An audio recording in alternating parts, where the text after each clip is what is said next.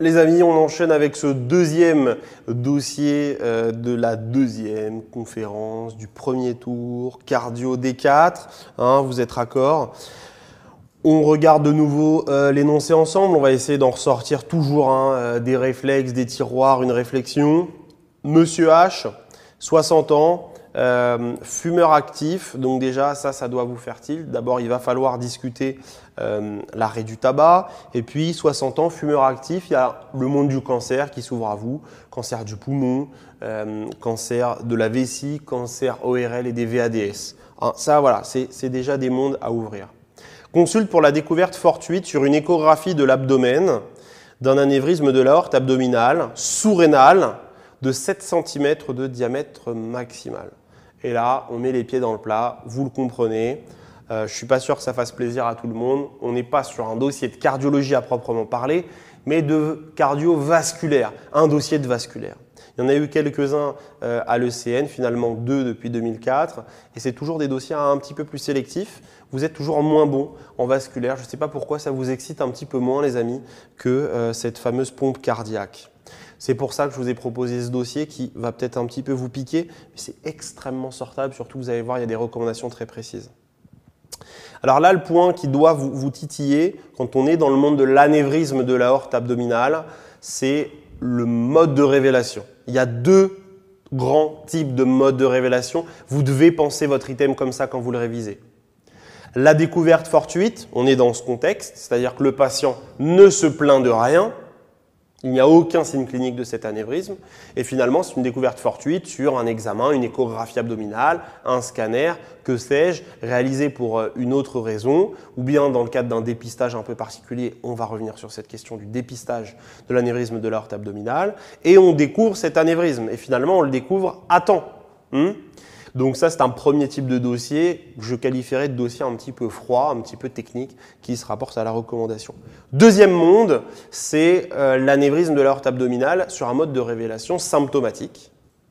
Et là, ce n'est pas la même limonade, permettez-moi l'expression. Autrement dit, c'est un patient qui va se plaindre d'une douleur abdominale, où on a éventuellement un souffle à l'auscultation de l'aorte abdominale. Et là, le risque, c'est quoi? La fissuration, la rupture. Et vous le savez, un risque de mortalité important. Et là, on va avoir une prise en charge plus chaude qui devra rapidement orienter les choses entre deux examens clés. On va le revoir dans les QCM. Et puis, très vite, une prise en charge chirurgicale. C'est un taux de mortalité très important, vous le savez. Sous-rénal, vous savez que ça c'est aussi quelque chose d'important, la localisation. Est-ce qu'on est sous-rénal ou non avec le fameux signe de Debaquet? On va revoir ça dans les QCM. Il n'a pas d'antécédent particulier et mène une vie sédentaire. Donc, vie sédentaire, tabagisme actif, on est en train de vous évoquer une notion de patient athéromateux, bien sûr, pas d'antécédent. À l'examen clinique, on palpe une masse battante abdominale en regard de l'ombilic. C'est quoi ça? C'est l'anévrisme de l'aorte abdominale. Parfaitement indolore à la palpation. Là, on est en train de vous remettre un coup pour vous dire il n'y a pas de douleur qui est ce qu'on appelle un syndrome fissuraire avec une crainte de fissuration et ou au maximum de rupture de l'aorte abdominale. Et enfin, tous les pouls périphériques sont perçus. On est en train de vous dire il n'y a pas d'AOMI clinique puisque je veux que ce soit sous-cortical pour vous devant un anévrisme de l'aorte abdominale. Vous devez absolument traquer l'AOMI, l'artérite oblitérante des membres inférieurs. Pour vous en convaincre, à l'ECNI, ils l'ont mis dans le même item. Tout ça, c'est une maladie athéromateuse des vaisseaux périphériques artériels. Le bilan biologique effectué dans un laboratoire de ville montre les éléments suivants. Une hémoglobine à 14 grammes par décilitre, rien de particulier. Une natrémie à 139, je vous rappelle que la norme c'est 135, 145, donc normal. Et une kaliémie à 4 millimoles, je vous rappelle la norme 3,55. Une créatinémie normale. Alors la créatinémie normale, juste avant de passer au premier QCM, doit absolument en dossier vous faire penser deux grands réflexes. Une éventuelle injection d'iode qui pourra être réalisée si on fait un scanner injecté. Ça sent très fort pour cet item. Deuxième élément révélé par l'évaluation de la fonction rénale dans l'énoncé, c'est en termes d'anticoagulation. Vous le savez, quand on anticoagule un malade, on aime le faire par héparine quand on est en aigu. Il ne faut surtout pas mettre des AVK ou même des anticoagulants oraux comme ça de manière systématique des J1. Ce n'est pas le propos à l'ECNI. Ce qu'on attendra de vous à l'ECNI, c'est anticoaguler par des héparines. Vous le savez, il y en a deux types. Les HBPM, héparine de bas poids moléculaire avec 2 molécules à connaître pour vous le jour J, l'énoxaparine et la tinzaparine. Et ça, vous le savez, cette molécule ne peut être donnée qu'en l'absence d'insuffisance rénale, tout du moins avec une clairance de la créatinine supérieure à 30 ml minute. Si on est inférieur à 30 ml minute, si on a une insuffisance rénale, là, ce n'est pas les HBPM qu'il faut donner, mais les HNF, héparine non fractionnée, à la seringue électrique. Pour que ce soit efficace, ou de la calciparine en sous-cutané pour du préventif. Premier QCM, quel examen demandez-vous donc en première intention chez ce patient? Et là, attention, devant cette masse battante, on a déjà eu une échographie qui révélait cet anévrisme de 7 cm, c'est énorme. Là, ce qu'il faut demander, c'est l'angio-scanner abdominopelvien. C'est vraiment l'examen évoqué par la recommandation HAS 2012 sur l'anévrisme de l'aorte abdominale. Un dernier point, je vous l'ai déjà dit, mais je me permets de le répéter. Angio-scanner, on va donc injecter de l'iode. On est ultra rassuré sur le fait de cocher cette proposition, car dans l'énoncé, on nous mettait à l'aise avec une fonction rénale normale du fait d'une créatininémie normale. Vous avez vu que le jour J, retenez ça les amis, je vous en supplie, message extrêmement important, le jour J, rien n'est là par hasard dans un énoncé. Rien n'est là par hasard dans un énoncé. Rien. Chaque détail, chaque nuance, il fume, il ne fume pas, l'âge, un métier, une exposition, tout va vous servir à un moment ou à un autre. La créatininémie était signalée pour cela. Alors là, je vous fais tout de suite un petit focus. Toujours lié à la recommandation. Stratégie diagnostique devant une suspicion de rupture d'anévrisme de l'aorte abdominale. D'accord. Douleur abdominale plus anévrisme de l'aorte abdo. Et bien là, clairement, si le patient a une hémodynamique qui est stable, la référence, c'est l'angioscanner abdominal en urgence. D'accord. Et puis, deuxième situation, le patient est instable hémodynamiquement avec des signes cliniques de choc. Allons au bout. Si on est sur un état de choc dans un contexte de rupture d'anévrisme de l'aorte abdominale, ce serait un choc hémorragique. Le patient est en train de se vider de son sang dans la cavité abdominale, c'est quelque chose qui arrive. Et là, encore une fois, une dichotomie à faire. Soit le patient a un anévrisme de l'aorte abdominale connu, c'est dans ses antécédents, il est connu du centre pour cela. Et là, il n'y a pas de discussion les amis. C'est passage au bloc opératoire immédiat pour chirurgie urgente. Il faut savoir que dans ce contexte, on a des taux de mortalité qui sont en fonction des séries de 50 à 80%. Donc il faut y aller. Ce n'est pas le moment de se regarder en chien de faïence, de faire un ECG. Il faut y aller. Deuxième possibilité, il n'y a pas de contexte d'anévrisme de l'aorte abdominale. Un patient tout venant comme cela. Et là, il est de bon ton, avant de lui ouvrir le ventre tout de suite, avant de passer au bloc, de réaliser une petite échographie abdominale en urgence. Encore une fois, ça prend quelques minutes. En général, c'est même fait au bloc opératoire, c'est-à-dire qu'on passe le patient au bloc. C'est pour vous que je vous raconte ça, la recommandation, je vous dis que c'est en 2 temps, mais dans la vraie vie, on passe le patient au bloc. Sur la table, il y a un médecin radiologue qui est capable de très rapidement faire une échographie, qui valide l'anévrisme, la suspicion de rupture, et boum, le chirurgien ouvre et tente de sauver la vie du patient. OK ? On passe au QCM suivant. Quels autres examens complémentaires non biologiques? Soyez attentifs à cela. Alors, il n'y a pas de piège dans mon QCM, mais attention à ces petits pièges d'un examen biologique qui devrait être à cocher, mais là on vous dit non biologique. Demandez-vous chez ce patient, eh bien là, il faut absolument, chez ce patient pour lequel on n'est pas, je le rappelle, dans un contexte de suspicion de risque fissuraire, puisqu'il n'avait pas de douleur, je le redis, il faut bien sûr un ECG de repos. Pourquoi les amis ? Parce que c'est un patient qui est athéromateux avec un anévrisme de l'aorte abdominale et qui est à risque de faire une pathologie coronarienne. Un échodoppler des troncs supraortiques pour la même raison. Vous savez que là, on est en train de bilanter toutes les localisations athéromateuses. Une échodoppler des membres inférieurs. En effet, ce n'est pas parce que cliniquement, j'ai des poux perçus en périphérie que je n'ai pas une artérite oblitérante des membres inférieurs, une AOMI, qui doit être bilantée par une échodoppler des membres inférieurs. Et enfin, une radiographie thoracique. Pourquoi ? parce qu'il est fumeur, plus de 60 ans, on est dans un contexte de dépistage du cancer du poumon. Les amis, ne rien oublier, connection, ultra important. Le jour J, votre cerveau, ça doit fuser. Et vous verrez que ça fusera le jour J. Coronarographie d'emblée, bien sûr que non. Il est hors de question de faire une coronarographie d'emblée dans ce contexte. On n'a aucun argument pour une cardiopathie ischémique. Faisons déjà un ECG et voyons ce qu'il s'y passe. Question suivante, QCM3, devant la taille importante de l'anévrisme, on a évoqué du 7 cm et le risque de rupture, du fait notamment de la masse abdominale battante palpable, vous décidez de faire un traitement curatif du patient. Quelle technique, entre parenthèses S, proposez-vous chez ce patient? Pareil, c'est une question à savoir. Il faut proposer une mise à plat greffe chirurgicale ou un traitement endovasculaire par endoprothèse. Autrement dit, les propositions B et E étaient à cocher. Une mise en place de stent, ça ne se fait pas du tout sur un anévrisme de cette taille-là. 7 cm, il faut imaginer, on n'a pas de stent de 7 cm. Ça aussi, il faut le savoir. Proposition C, le TAVI, ça n'a rien à voir. Le TAVI, c'est un traitement du rétrécissement aortique qui consiste au fait de monter par l'artère fémorale, puis par l'aorte abdominale, puis de remonter jusqu'au niveau de la valve aortique et de monter au sein de cette valve aortique une bioprothèse ou une prothèse mécanique. Typiquement, c'est plutôt une prothèse mécanique d'ailleurs. Ce qu'on appelle un TAVI, vous le savez, c'est l'alternative au remplacement valvulaire aortique chirurgical pur et dur chez ces patients âgés avec des comorbidités.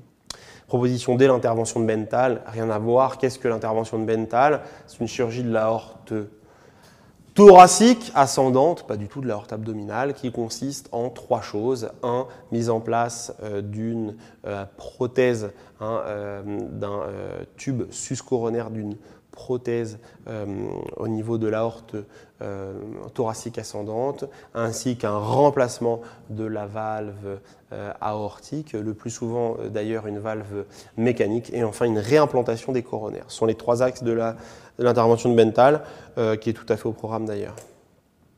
Alors regardons cela, toujours une recommandation, encore un focus, traitement curatif, et non pas préventif, curatif de l'anévrisme de l'aorte abdominale. Les indications sont précises, soit j'ai un AAA, ce n'est pas des piles, anévrisme de l'aorte abdominale symptomatique avec un traitement chirurgical en urgence systématique. Si vous vous posez la question de vous dire qu'est-ce que je fais, je ne vais pas au bloc, le patient meurt. Si vous vous dites je fais un examen, qu'est-ce que le patient meurt? Bloc opératoire immédiat. Ensuite, si on est sur un anévrisme de l'aorte abdominale asymptomatique, c'est le cas le plus fréquent, bien cadré par la recommandation. Là, je vous ai mis en rouge les 2 valeurs à avoir en tête. Soit la taille, le diamètre de l'anévrisme est supérieur à 50 mm. 5 cm, c'est le cas ici les amis, je vous ai évoqué 7 cm.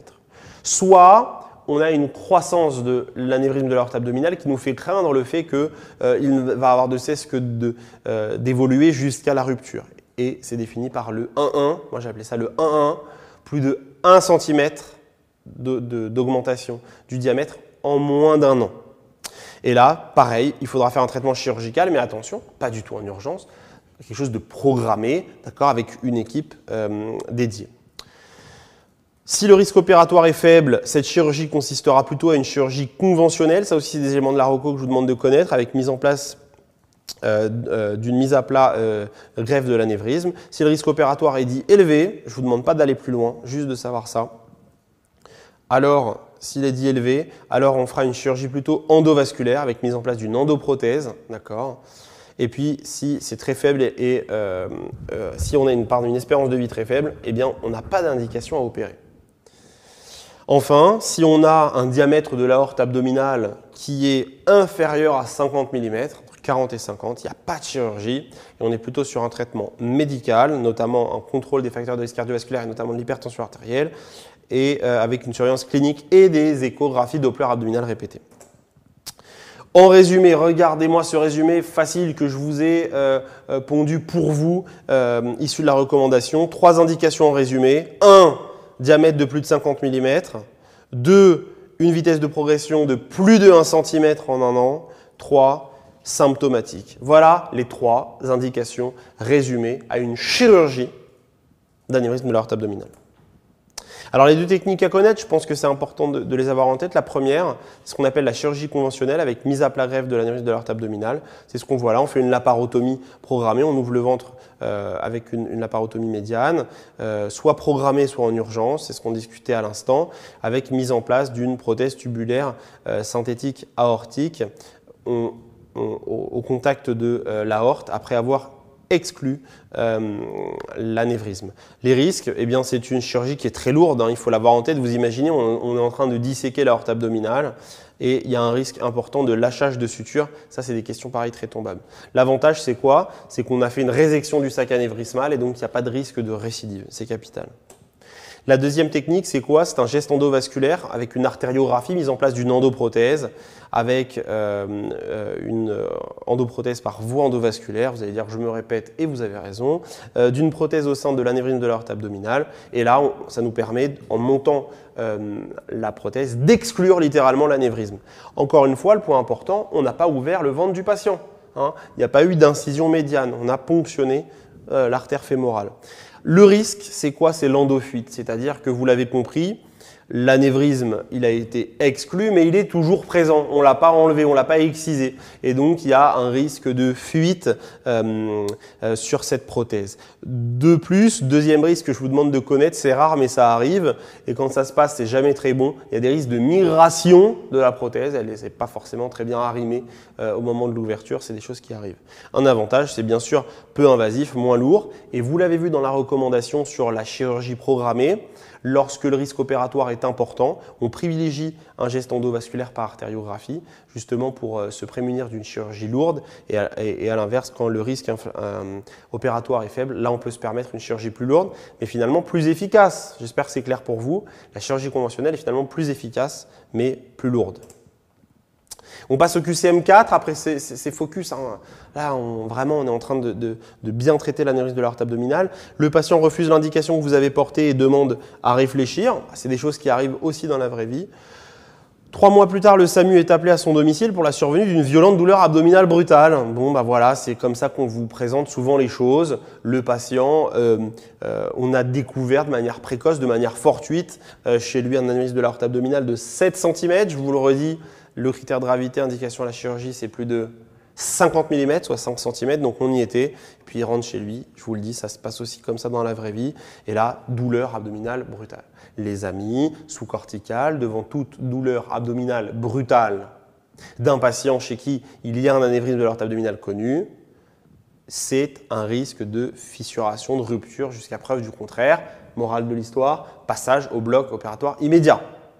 Vous vous rappelez, la seule condition au fait de d'abord faire l'échographie avant de l'envoyer au bloc, c'est le fait que le contexte d'anévrisme de l'aorte abdominale ne soit pas connu jusque-là.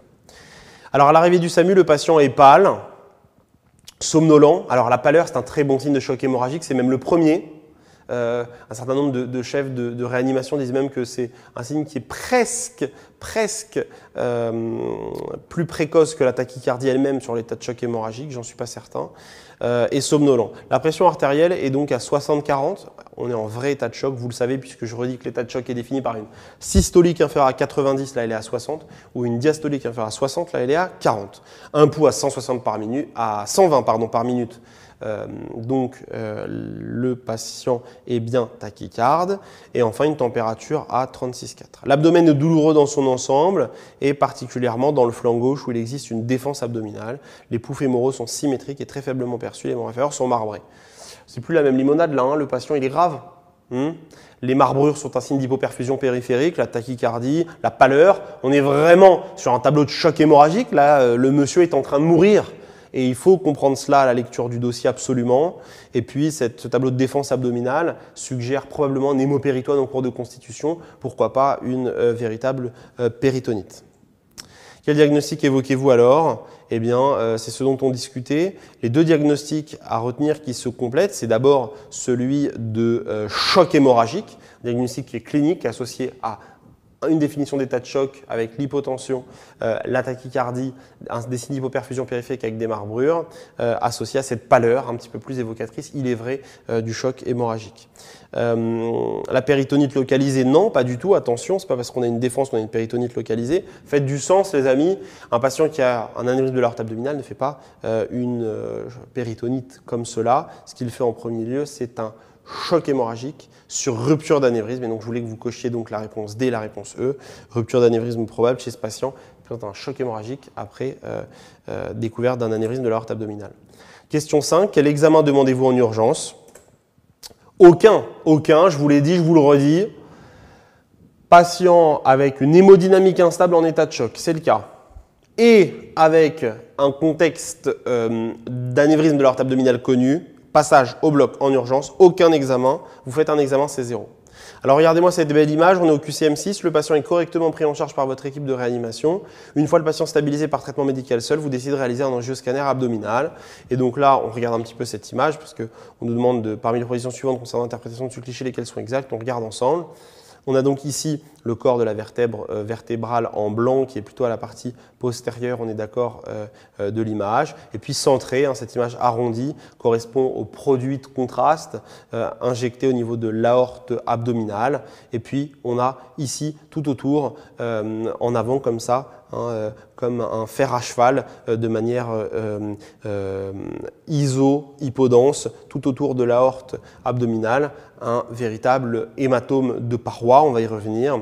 Enfin, un dernier point, vous êtes d'accord que du côté gauche de l'image, autrement dit du côté droit du patient sur le flanc droit, on n'a pas d'atteinte particulière, tandis que sur le flanc gauche du patient, pour vous à droite de l'image, je le redis, on a ces images d'épanchement comme ça, un petit peu dit en cheveux comme ça, qui sont très en faveur d'un hémopéritoine, en tout cas d'une atteinte péritonéale. En effet, quand on a du liquide dans le péritoine, cela découpe comme ça une image dit avec aspect de peigne ou bien encore aspect en cheveux.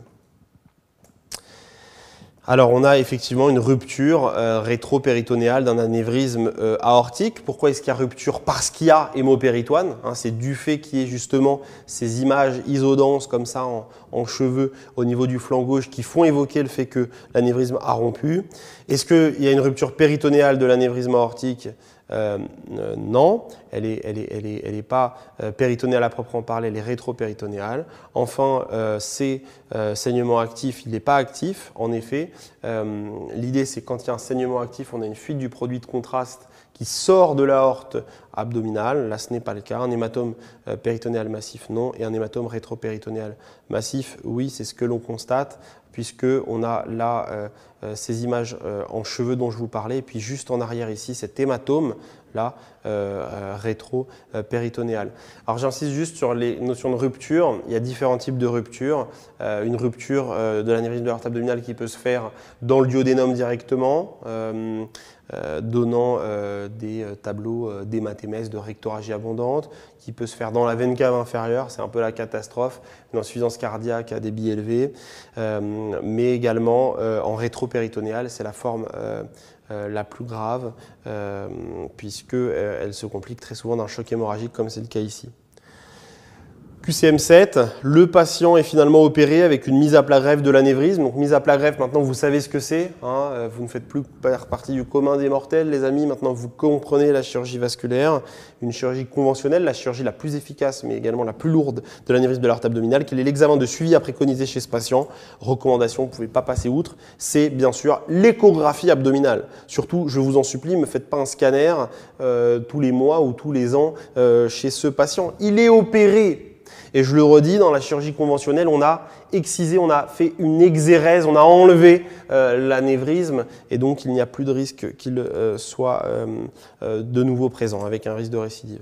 Alors, la surveillance précise, je vous l'ai mise là, ça c'est à manger, à bouffer, j'ose le dire, par cœur, c'est comme ça qu'on se le disait entre nous, il faut le bouffer par cœur, ça c'en est une, avec, vous l'avez vu, deux grands types de surveillance, deux grandes catégories, en bleu, soit le patient est non opéré, il n'y a pas de critère d'opération, soit il est opéré. Lorsqu'il est non opéré, un examen de référence, c'est l'échographie Doppler abdominale, avec en fonction du diamètre en orange de l'anévrisme de l'aorte abdominale, la fréquence.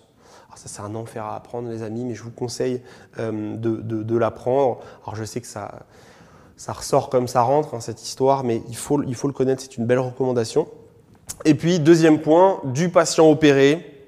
Et là, toujours cette dichotomie des deux techniques, soit une prothèse de chirurgie conventionnelle, et là, clairement, le suivi est plus simple avec réalisation d'une échographie Doppler abdominale à 1 an, puis tous les ans, avec finalement recherche de nouveaux anévrismes anastomotiques, en général plus tardifs.